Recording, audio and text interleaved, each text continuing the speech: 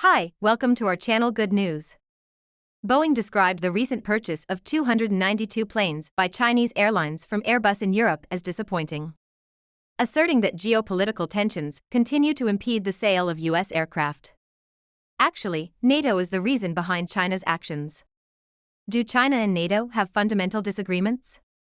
This question now has to be divided into two sections. The relationship between China and NATO will be fundamentally in conflict if NATO serves American hegemonic goals, as it puts China on its list of top adversaries and believes it can retain its hegemony. Partnership between China and the United States is in place.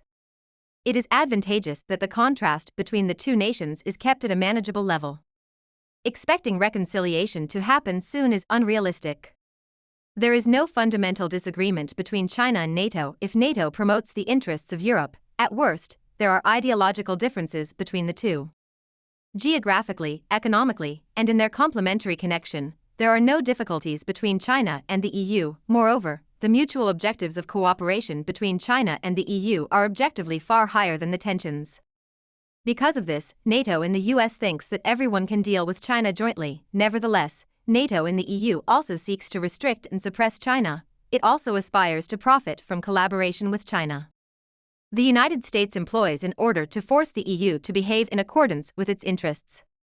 By using the Russian-Ukrainian conflict to instill fear in the EU, Ukraine is prepared to make a sacrifice in order to get what the US wants in exchange for security.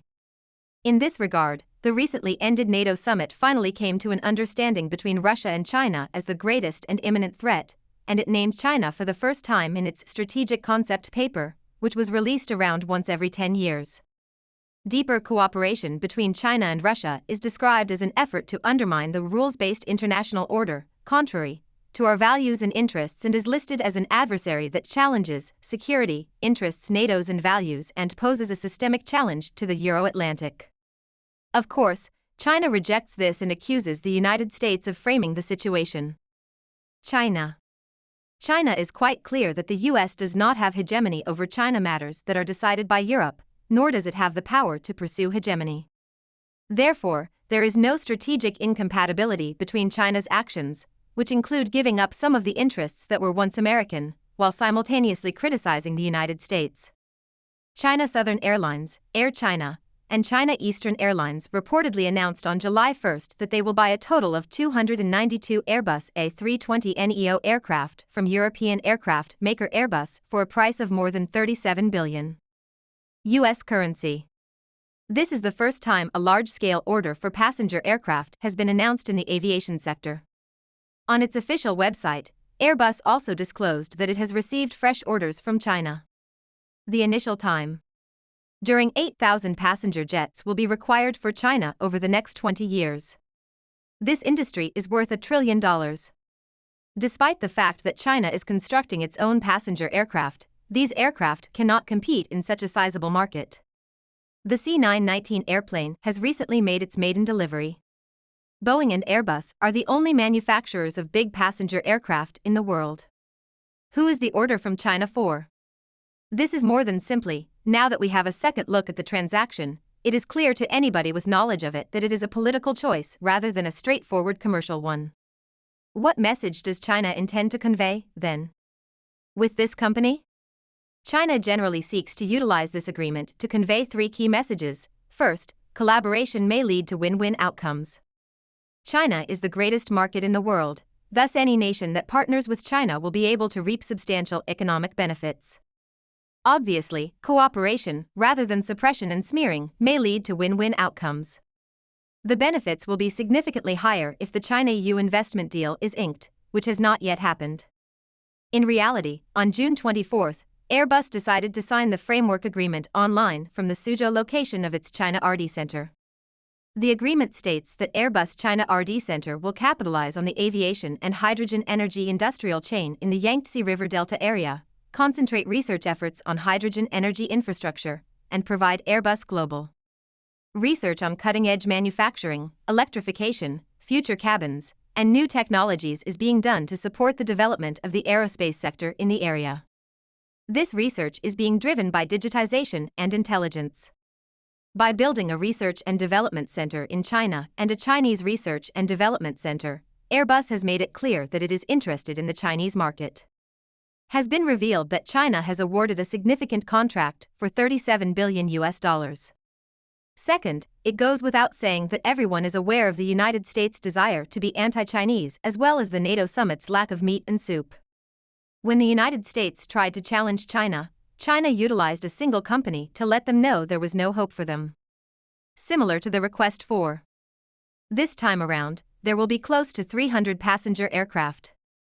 Whoever China supplies, it will receive substantial assistance in terms of operation, particularly the market room for over 8,000 aircraft in China in the next 20 years.